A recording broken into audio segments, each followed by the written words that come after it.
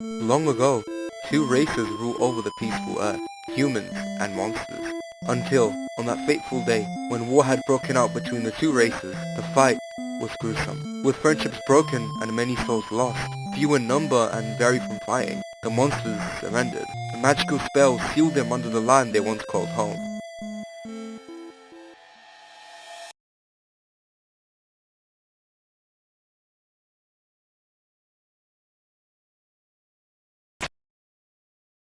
Well, that was one way to start an intro. Hey, it's Lemon Lime again, and today this video will be talking about TS Underswap, a Undertale fan game that was released 5 years ago, and now received an update 2 months ago adding extra content and bug fixes. I did go over this game already in the Undertale fan epidemic video, but I purposely missed out certain parts so I can dedicate a full video on it. So without further ado, let's get into the video. Please subscribe. The game begins with our main character Kara, a fallen human who went inside Mount Ebert to seek shelter from the rain. Unfortunately, they fell down and now they're in the underground. You walk past the ruins just to see a suspicious looking empty stand, until you're greeted with a special character.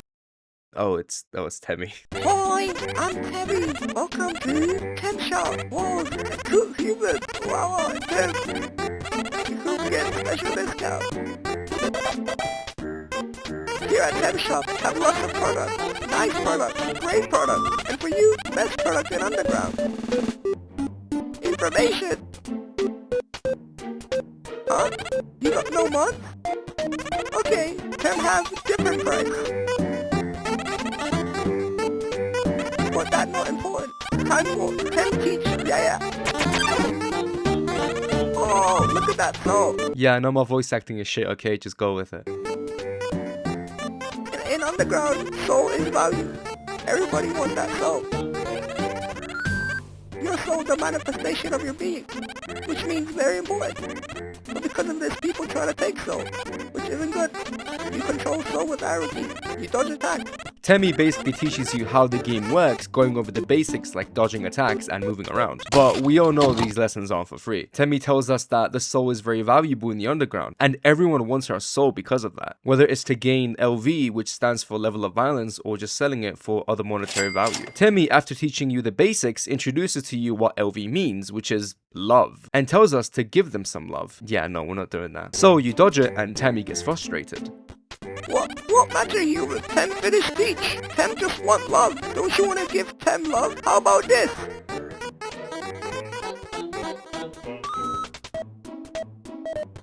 The more you keep dodging, the more Temmie throws attacks at you until this happens.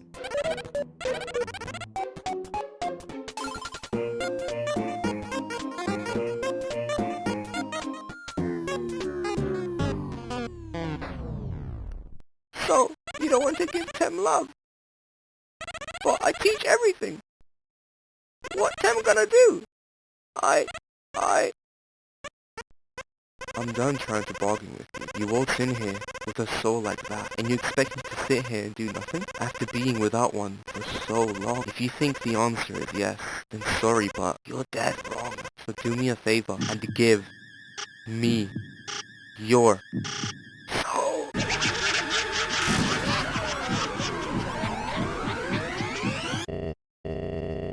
Asgore finally comes in and saves us. Tem runs away and Asgore's just... What the fuck did they do to you, Asgore? Asgore is surprised that you're human, implying that it's been a long time since a human fell. He describes Kara's appearance by saying how young we are, and Asgore wonders if you're hurt. This already says a lot about Asgore. He's caring, kind, and really considerate. But wait a minute, did you realize how Temmie implied that they didn't have a soul for so long? Interesting. Could it imply that Temmie is a walking corpse and there's an external force controlling it? Maybe. Anyways, back to the game. Asgore welcomes you to the ruined home, the former capital of the monster civilization. Asgore wants to show you around and show you puzzles, which, yeah, I really love the puzzles. Exploring the ruins is beautiful. The game did a perfect job at giving life to the ruins, and genuinely the whole underground. The ruins are colorful and really well made. The art is amazing and... wait, is that Karoba?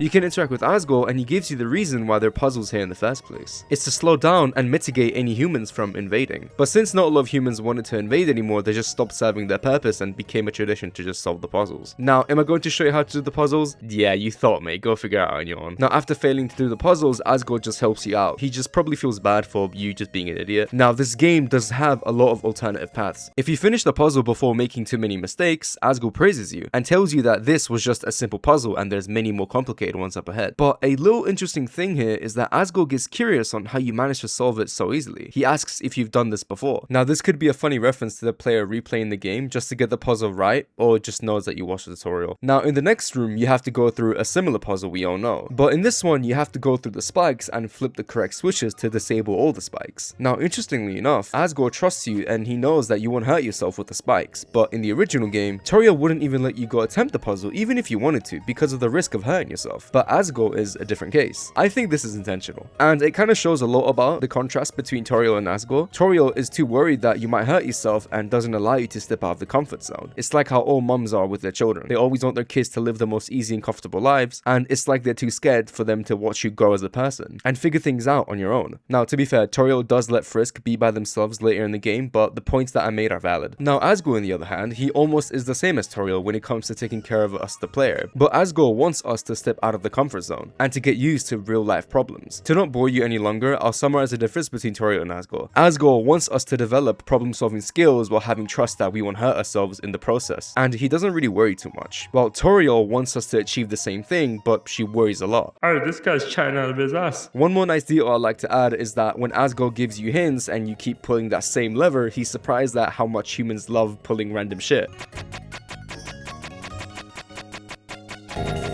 Now, as you progress throughout the ruins, you enter the training hall, where asgore asks you if you want to train protecting yourself from monsters, since not all of them are happy with humans and they're still bitter about losing to them. You have two choices: train with a dummy, or don't. If you train with the dummy, asgore walks you through what each action does and when you should explore all the options. And when you explore all the options, you have asgore praising you. An interesting thing to pay attention to is asgore suggests that if things are dire, you should fight your way out of things. But when Toriel introduces you to the dummy, she kind of implies that striking up a conversation and acting is the only way you should treat any fight or treat any encounter. Asgore wants you to figure things out on your own when you encounter monsters, while Toriel wants you to basically act with them and talk to them until she comes along and saves us. Now, what does this mean? Asgore, as a parental figure, sees things in a more opportunistic sense. When if you get into an altercation, you should explore every passive opportunity to avoid conflict. But if things don't work out, then just fight your way out of it if necessary. While Toriel, on the other hand, dismisses the necessity to fight and defend yourself because she has the mother mentality where she will always be there with Frisk to solve conflicts. Again, this is a nice mindset that Toriel has, but I think asgore's mindset is more optimal and realistic. What's the point I'm trying to make? Asgore's a better parent. If you only attack the dummy, then asgore tries to tell you that violence is necessary just to scare off the opponent, not to kill them. And yet, when you keep attacking it, asgore wonders if you're upset at something, until this happens.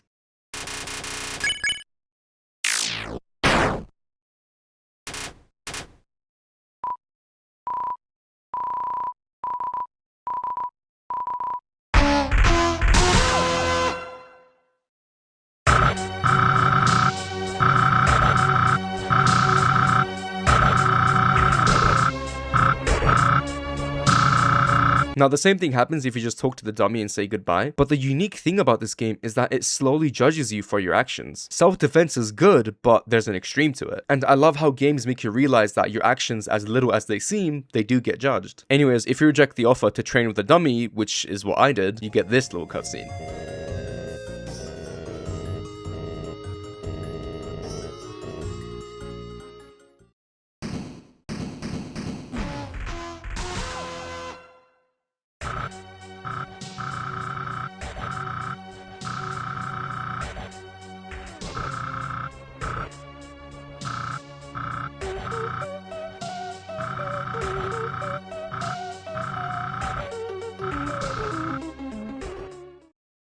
Yeah, that's literally it. The dummy just simply crashes out and then fucks off. If you keep walking forward in the ruins, you see the famous candy part of the game, where you expect asgore to just judge you again for taking more than one. Which, obviously, I took more than one. The fuck do I look like? And asgore surprisingly doesn't judge you for it. As if he kinda understands that we're a hungry child, and he doesn't morally question us for taking more than we're told. In this part of the game, you then get into your first battle with a frogget. This is a clear parallel to the Frogget fight with Toriel, where Toriel just comes in and gives Frogget a death stare. But Asgore surprisingly doesn't do that. Rather, he introduces you to the Frogget and asks the Frogget to basically token on the time. And Frogget complies and leaves without doing any harm. This again shows how different Asgore and Toriel is if the roles were switched. Toriel in the original game gives a Frogget a threatening stare, marking her territory that were hers. But Asgore approaches the Frogget in a more peaceful and nice manner. And funny enough, Asgore is always like this throughout the game. After this interaction with Frogget, you then enter a cutscene with Asgore. Kara and Asgore are basically taking a stroll through the halls. Asgore then talks about the positives of being trapped in the underground and how it isn't really so bad. He has an optimistic view to things. Asgore basically appreciates the little things that the underground has to offer, and he cherishes them really dearly. The walk ends and Asgore gets a call from a mysterious person. Asgore tells us that someone is causing ruckus and harassing the monsters in a very angry way, which is very most likely the dummy. So he gives us a phone, and this is where we begin our solo journey throughout the ruins. Now, there isn't much to go over with the phone. You can basically call Asgore and ask him questions, or just flirt with him, which I definitely didn't, kinda. But anyways, you explore further into the ruins, and a Frogget warns you to keep an eye out for the knights. But who are the knights, you ask? That's a secret, keep watching. The game lets you know that this part of the game is puzzle related. Moving forward, you encounter a puzzle with a bunch of spikes blocking the path. All you have to do is just click on one of the pillars and the door just opens. Then you encounter this flower puzzle where it goes from small to big. This puzzle took me a whole hour to figure out, so yeah. But let's shift our focus to the enemies you encounter. This area in the ruins has multiple enemies, and I mean a shitload. There are basic enemies like Froggets, jelly enemies, and the one-eyed motherfuckers. And then you have the knights. These guys are a 3 group of friends wanting to slime you out because you're a human. That's basically it, yeah. Because humans banish the monsters to the underground, a lot of monsters want revenge and to basically get their get back. Fighting the knights are kind of interesting. You basically have to dodge the butterflies as one of their attacks, and you have to encourage them one by one. It was kind of difficult, I'll be honest with you, and it was really enjoyable though. Overall, the monsters you encounter in the ruins are just really fun. You can also collect a cowboy hat, which I think is a really cool reference to Clover from Undertale Yellow. Or maybe it's just an actual cowboy hat from the original game, but let me live in my head canon. Once you do all the puzzles, you walk through the bridge and you get this interaction.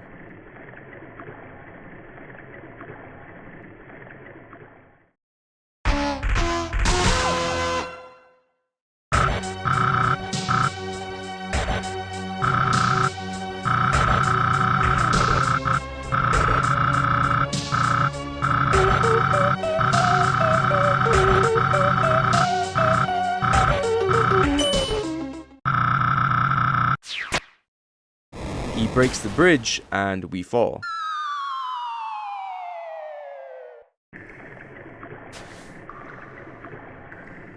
So now you have to explore the sewers. This part of the game isn't really that long. All you have to do is solve like 2 to 3 puzzles and just encounter a couple of enemies, but that's just really it. One thing I really love about this part of the game is when a Deltarune-like feature is implemented, and you basically have to be careful with avoiding droplets from the sewer pipes. I think that's kinda cool. Further exploring into the sewers, you encounter the ghost again, and he basically says that he didn't think what was gonna happen after he broke the bridge, so you know what, fuck it, he just chases you. The chase sequence is actually really fun, and it's kind of easy. The music is great, by the way. It's just amazing in my ears. In this chase sequence, you basically have to go around the sewer halls to avoid his attacks, and once you finally reach the end, you can lock the door behind you, leaving him behind.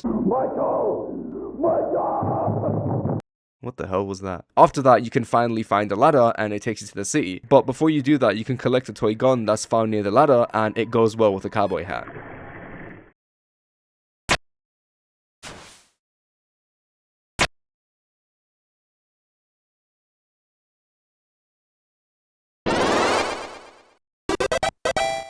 So you finally get to the city. It's bright and colourful and it's full of life. You can do a lot of quests here, by the way, and I mean a shit ton. You can help out Burger Pants from being jumped by these 3 monsters, the horse that flexes every 3 seconds, a couple of Froggets, and a regular jelly thing. These 3 basically want to beat up Burger Pants because he was supposedly hitting on one of the co-workers, the blue fire girl.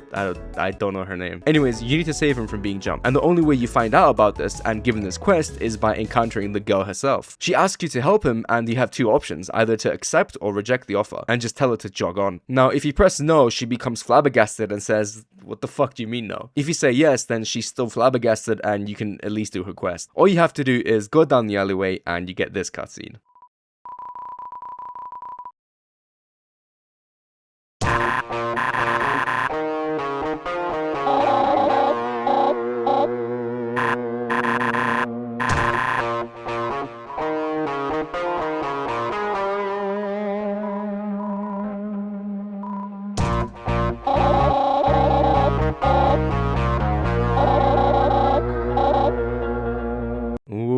got him there, mate. So basically, Axel, the buff horse guy, is insecure and wants the Donny right here to stop talking to the girl that rejected him. When you make your presence known, they all get shocked and... what the fuck, dog? Look at their faces. You interfere with them from jumping burger pants and you get into a fight.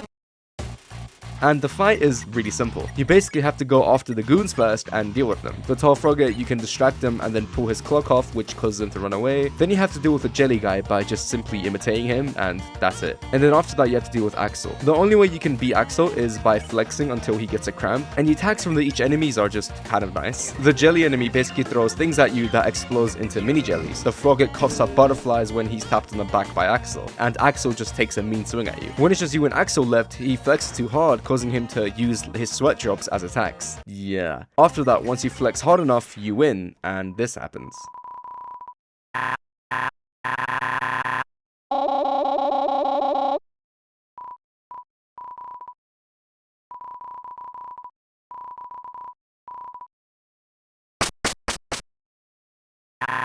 You can go to Grillbees and speak to Burger Pants there, and you can just talk to him about anything. Burger Pants talks to you about his passions and how he got played by Mettaton. You could also ask Burger Pants about the girl that was worried for him, and it's clear that they do have a thing going on. I think he has a crush. But to be fair though, he'll probably get his dick burned off, so it just won't work. Anyways, after harassing him for not buying your stuff, you can do more side quests like watering a plant to get some free gold. You could also go to this restaurant and interact with this cowboy, and he compliments your hat and gives you gold too. Oh, thanks man, let me suck your dick. Funny enough, you could also actually get the bird's eye view of the entire city, and that's actually a really useful feature from getting to certain areas. After further exploring the ruined city, you can enter a specific spot where you encounter Mettaton, and Mettaton is performing on a stage. Now listen, some of you guys were confused about what I said about Mettaton in my previous video, and I do want to clarify one thing. I'm fucking the shit out of that ghost. I'm fucking it. I don't care if he has a dick. Anyways, yeah, Mettaton's a cool character. You approach the show and Mettaton realizes that there's a human amongst the audience. He realizes that this will make him amazing clip farms and will get him out the hood so he can make it big. So he then grabs you and drags you to the stage, telling you to improv, and he tells you that he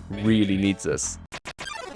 So now you have to act out a performance. You can head over to the act and you have 3 options: pose, heckle, and flirt. I think you and I both know which action I'm picking first.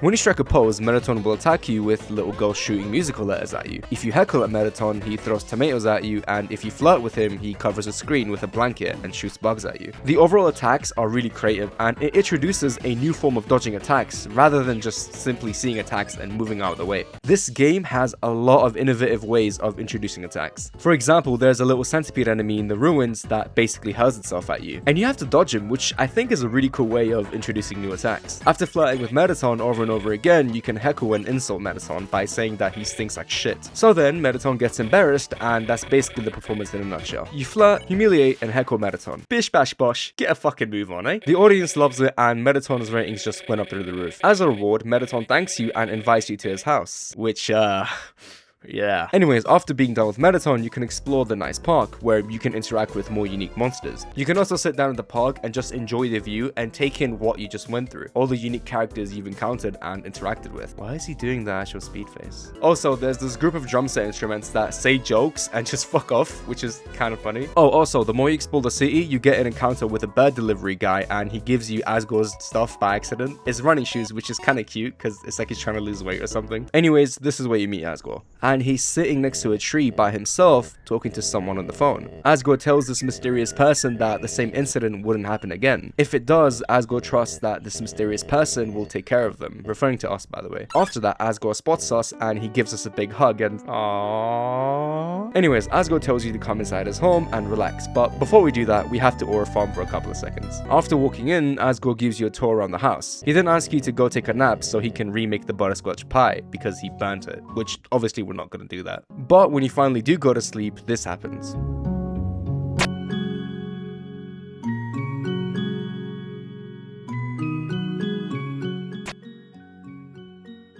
He left the pie in our room. As you collect the pie and you exit the room, you speak to Asgore.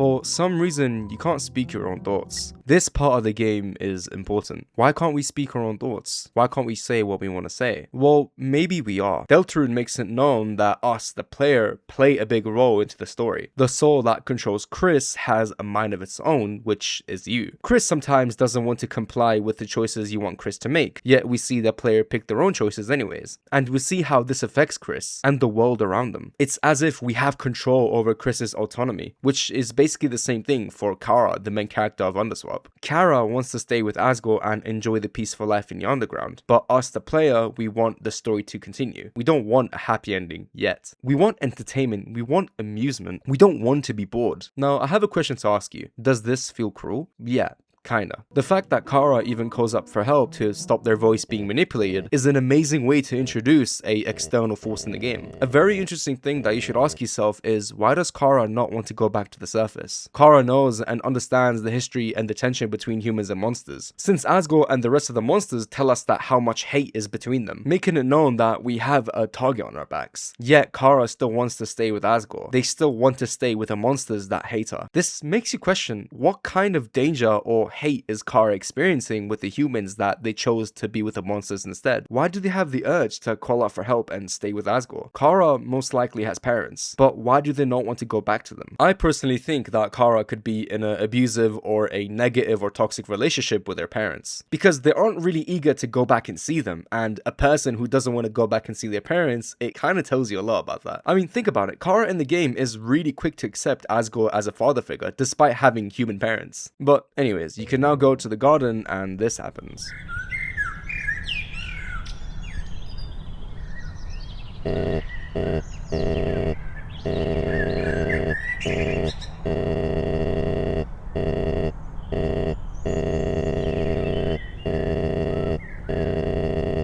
Asgore has clearly grieved over something that has put immense strain on his mental health.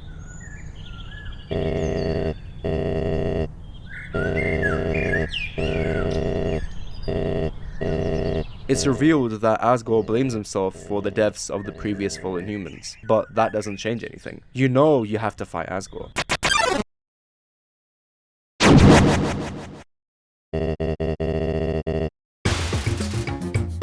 This fight is amazing. This fight, in my opinion, with Asgore has more emotional impact than the Toriel fight. And obviously, no hate to Toby Fox. I think the Toriel fight is amazing in its own way, but I feel like the twist and Underswap has just done a better job at leaving an emotional impact on me. The fact that in the fight, he slowly gets reminded of the children that were lost because he failed to protect them, and the guilt and grief he goes through just hits really well. I may be over-exaggerating on this, but I generally think that the character introductions in this game are also done better compared to the original game. For example, Mettaton introduction I think is better than the original game, and like I said, I still think that the Asgore fight is done better than the Toriel fight. But now let's talk about the attacks. The attacks that Asgore throws at you are really eye-catching and easy to dodge in a way, and I love games where it doesn't take you 100 tries to basically progress to the story. It doesn't have unnecessary attacks where you basically can't react to it, and the animation of Asgore's sprite in certain attacks are just done amazingly. The way to beat Asgore is to basically go to the act button and remind him of your accomplishments, and comfort him, reminding him that you're different but similar in a way to the previous fallen humans. Once you finally convince Asgore to let you go, he acknowledges that you have a very similar determination to the previous fallen humans, and he finally believes in you. He says it's time for this old man to have hope once again.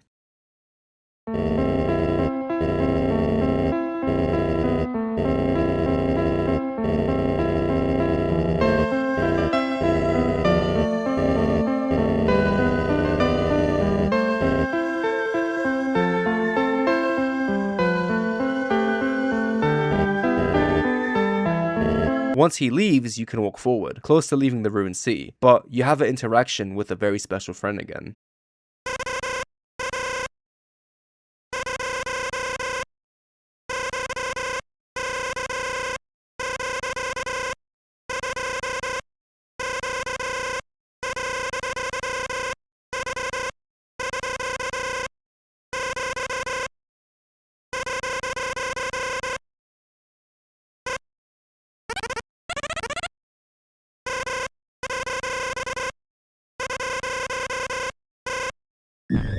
it appears that it's not just one temmie that has the same intentions with you. They all want your soul. I do think that temmie isn't just a singular mind or an entity in this game, but rather a hive mind. They use the words like us and we when talking about taking our soul, and from my knowledge, you can't share a singular soul to multiple different creatures with different minds. But maybe I'm just being a fucking idiot. As temmie and their goons close in on you, a old friend pays us a visit. Flowey shows up at the perfect time. Flowey is basically a good character in this game from what I'm assuming. He saves us by threatening Temmie that he's gonna get asgore, which shows that Temmie views asgore as a real threat. But what does it say about Flowey? This shows that Flowey is acquainted with asgore and knows him enough to go to him whenever there's trouble, which obviously adds a lot to Asgore's character too. It's clear that asgore is a very reliable person and isn't afraid to get his hands dirty to basically scare the monsters off to protect one another. Anyways, Temmie and the goons fuck off somewhere and Flowey introduces himself to us.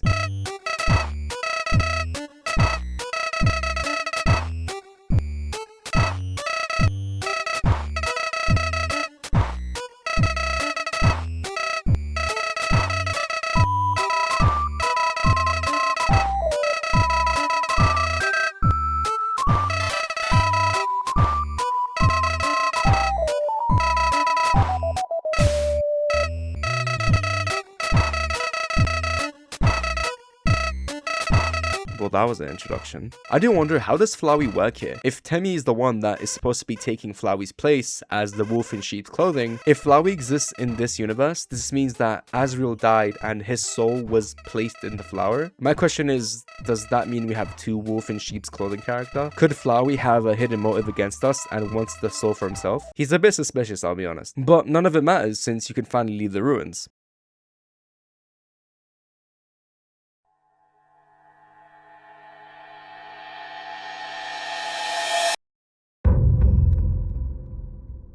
As you finally leave the ruins, you can literally explore further outside.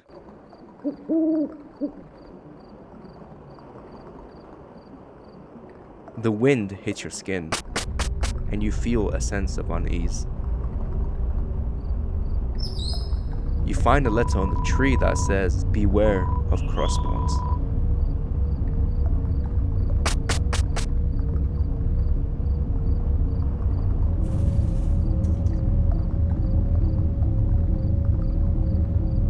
A mysterious person's voice telling you that the news of a human falling down here reached the people even outside of the ruins. Wait, is that fucking Batman? No, it's just Sans. Sans calls you the bad guy and tells us that our existence is actually a crime, which just shows a negative image that humans have in the underground. But then we hear another old friend.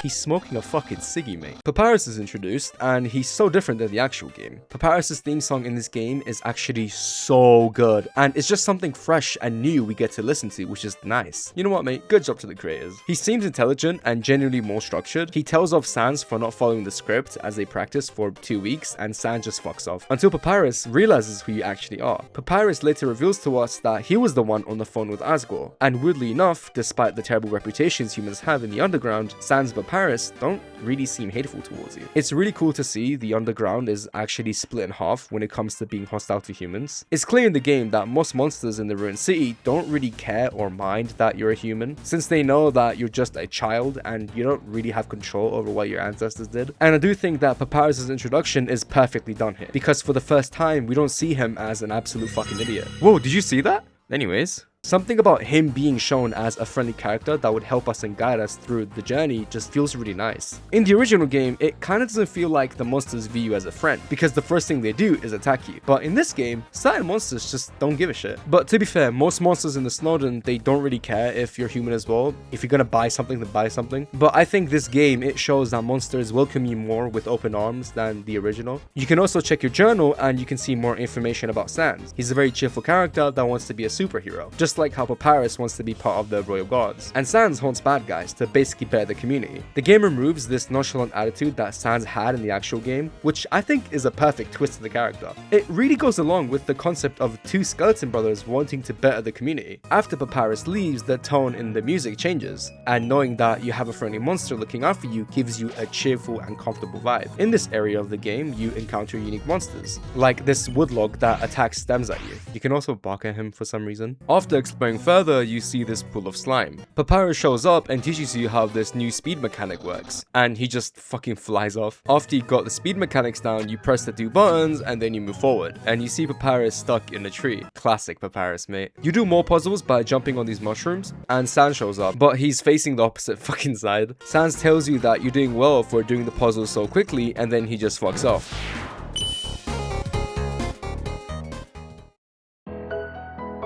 Perfect, mate. You then have to do this puzzle where you click the mushroom buttons and jump in a certain tiles. After you do that, then you walk past this lamp that definitely does not have Sans in there.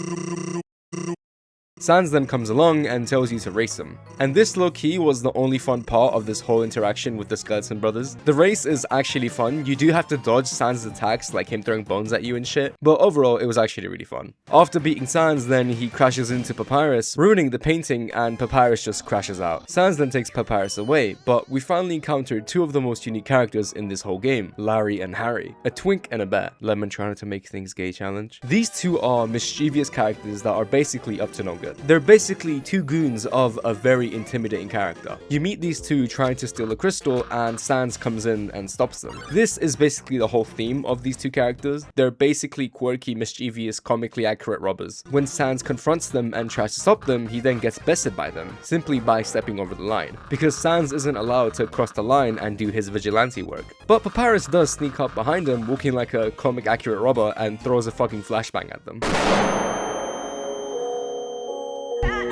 Now, please, comment down what you think is gonna happen next, okay? Please just guess. Yeah, they just fly away with their hats.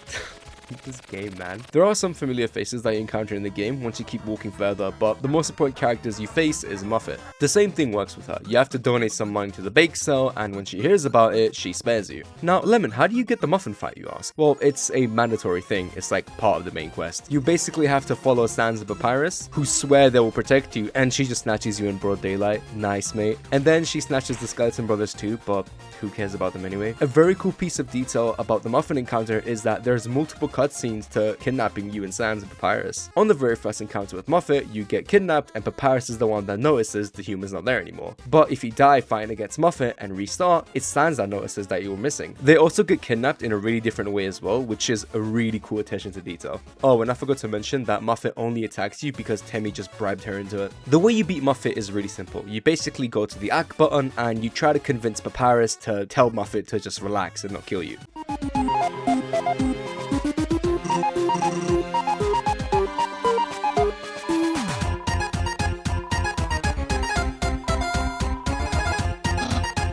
Muffet then gets told that you basically donated to the local business of the bake sale and she doesn't have the balls to kill you. Because not only you're innocent, you helped her out, which Papyrus says that you don't have the balls to basically kill an innocent person that helped you. So then Muffet gives in and just lets you go. After that, you basically walk away and you encounter your arch nemesis again.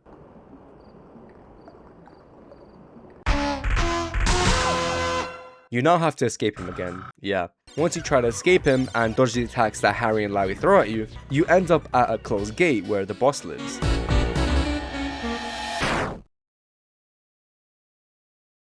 This is the boss. Now the dummy does demand for a soul and the boss just says no and then betrays him and the goons just drag him away.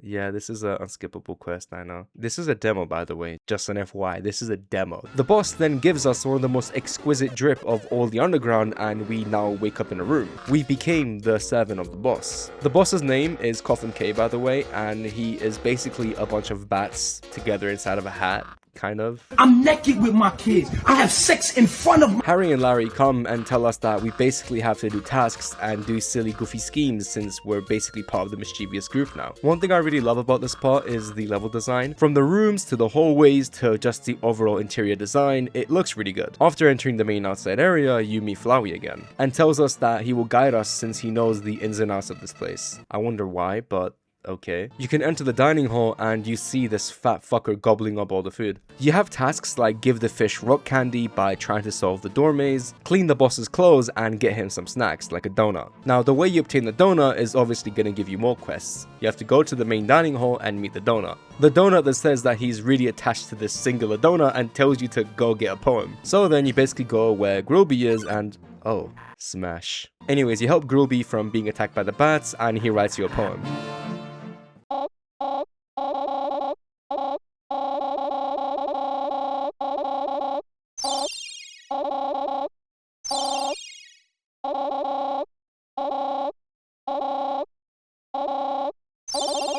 After that, you give the poem to the donut, and the donut gives you a donut. After doing all the tasks, then the boss tells you that you have one more challenge to complete. And that is to fight his goons. The attacks consist of trying to avoid little guys walking to other unique attacks. The way you beat them is basically making them turn on each other by talking to Larry and Harry, and when you do that at least 3 times, they start to insult each other, saying who's the most favored by the boss. And once you successfully get the 2 riled up, they both fight each other and you get caught up with the tussling.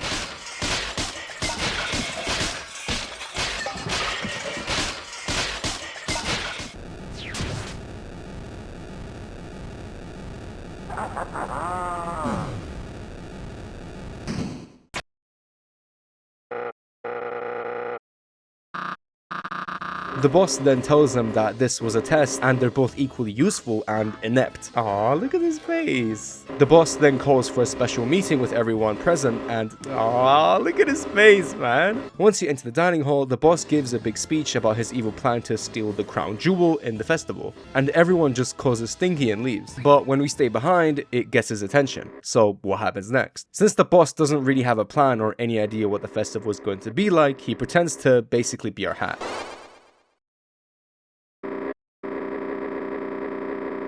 So after that, we both now have to infiltrate the festival and scout the area for the crown. Why does they need the crown? I don't fucking know. After the boss pulls the Sakuna and becomes our inner voice, we then head to the carnival and scout the area for the security and the crown. But then we meet Papyrus. Papyrus tells us that him and Sans are doing fan meetups where they sign posters and take pictures. You can also interact with cool minigames in the festival, like playing golf, trying to hit with a hammer and get the highest point, and even trying to dodge these bones with this Sans minigame. You're not fooling anyone, bud. Now, the thing I really love about the mini games and the festival in general is you grow closer and build this dynamic with Coffin, the boss. After doing various mini games with Coffin, he wants to teach you how to be mischievous. He teaches you what it takes to be a menace to society, basically. The relationship you build with Coffin is kinda cute, and you both develop this sense of trust. He sometimes doesn't even want to argue with you when you don't comply with his orders, like trying to make an old man break his back by putting a banana peel behind him. One of my favorite things in the carnival that's just cute is you can take pictures of these cardboard cutouts, and yeah, it's just aww. But one of the most important cutscenes in the festival is when you make your way towards a mountain. This scene I'll show you says a lot about a character and their backstory, and our relationship with Coffin.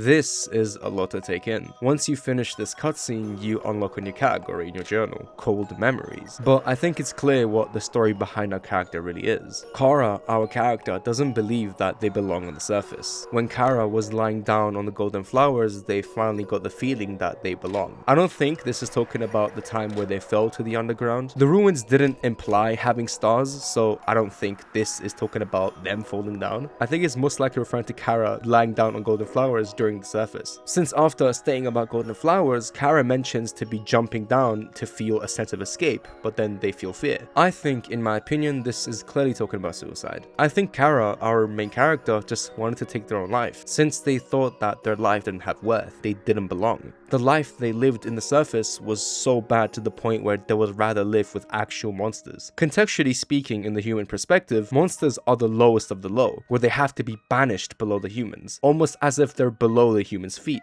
So if Kara wants to stick with the lowest of the low, in that sense, then how bad are the humans really? This kind of got me a bit emotional, since the concept of a little kid not feeling that they belong with other people and jumping down the mountain was a form of escaping the world. Jumping down was the only way Kara thought that their negative emotions would be erased. There is also a fear factor that kind of supports my suicide theory, but maybe I'm interpreting this wrong. Maybe I'm just being a dumbass and I don't know what I'm talking about. But one thing that I am certain is that Kara isn't happy with the people on the surface and they prefer living with monsters, since they have this weird toxic relationship between humans. You leave the mountains. Coffin asks if we're okay. Coffin realizes that we've been more sad than happy when we look back at our memories. This kind of shows that Coffin is also opening up to Kara. It's showing that they do have an empathetic side and they care. After that, you make your way back to the festival, you find a couple of monsters running to the Ferris wheel, where the crown jewel is. So, when you go there by distracting the security guard, Sans shows up and he gets slimed out by Sauce. He also does the Peter Griffin pose. So then we now fight Coffin, since we're not gonna allow him to be evil. Coffin then accuses us with backstabbing him and we get into a fight. The fight with Coffin is great, but it isn't as great as the Asgore fight. You do ultimately have to do the same thing. You remind Coffin of your acts and the accomplishments you and him both achieved together, and then after that you have to convince him to not kill you. But a really cool detail about this fight is that when he kills you, this happens.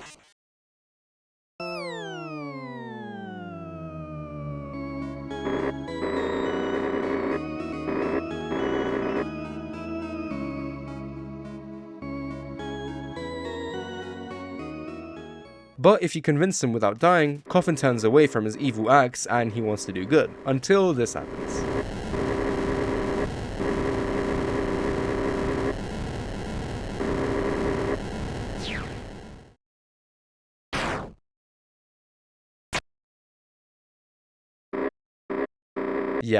Yeah. Sans then takes Coffin away to the shed and lock him up, while we're just sitting there watching. After this, you're near the end of the game. You have to go through the judgment process with Sans and see if you're truly innocent or not. Once you're proven to be innocent and didn't take any life, Papyrus gets mad that Sans isn't fighting you. He's mad that there isn't any action. But to basically fix that, you and Sans play fight. The Sans fight is actually really nice since the new mechanic is added, and it's basically a dash ability. The attacks are really nice and easy to dodge. I mean, some attacks do give you a challenge, but overall, the fight was enjoyable. If you do lose though, you do get put in the shed with Coffin, but obviously they don't kill you. It's nice knowing that Sans and Papyrus wouldn't kill you, but rather just put you in somewhere else to make you try again. After beating Sans, Papyrus has the editing material ready and he leaves. And then after Papyrus leaves, Sans then gives you a backstory of Asgore and Toriel.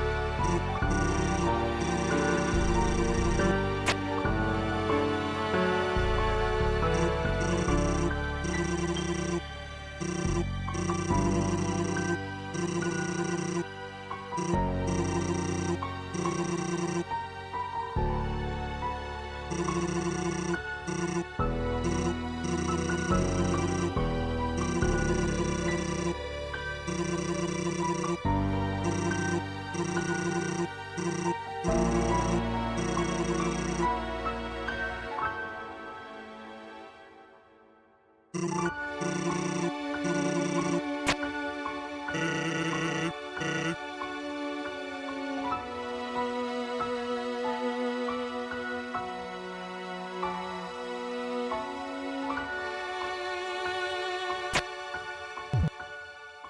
can now keep walking forward until you see a bridge. Once you keep walking, you come across 3 temmies on the bridge.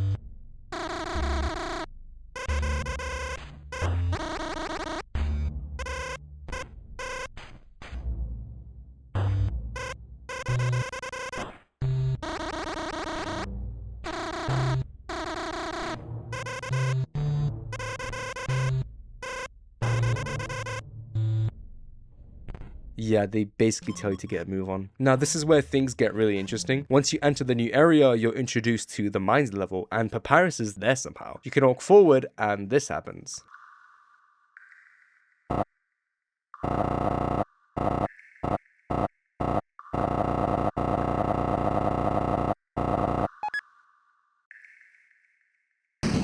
You get captured. But after you escape by simply walking out of the cage, Papyrus realizes that the Royal Navy is called, and you need to leave immediately. He opens up a secret pathway for you, and then you see this TV with an instruction guide on how to spot humans. But it turns out that it's actually a trap by Alphys, and she has a German accent now. After you run away, you enter the minecart, and then the game ends.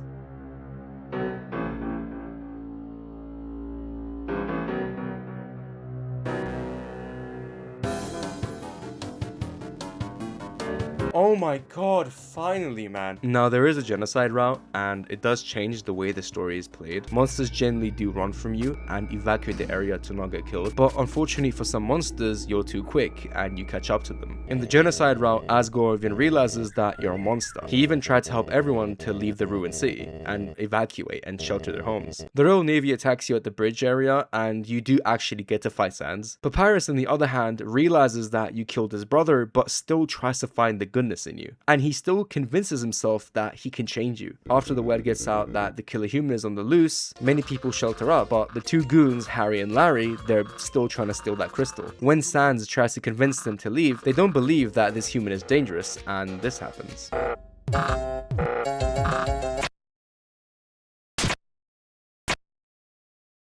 That was insane. Kara was about to throw the most diabolical punch of the century on these 2 idiots, and Sans just quickly stepped in and moved them. If that's not aura, then I don't know what is. You obviously kill Sans and every major character in the game, except for Mettaton, since he's a ghost. One thing I do love about the genocide route is that it shows you the way the monsters hide from you, through barricading their windows and doors, through cardboard cutouts when you go to shops. It shows you that monsters are trying to leave as soon as possible, but unfortunately some just get left behind. Overall, this game is generally one of the best and most enjoyable fan game I've ever played, and this deserves all the love and support it can get from the community. Also, follow my stream account. Anyways, I'm tired. Bye.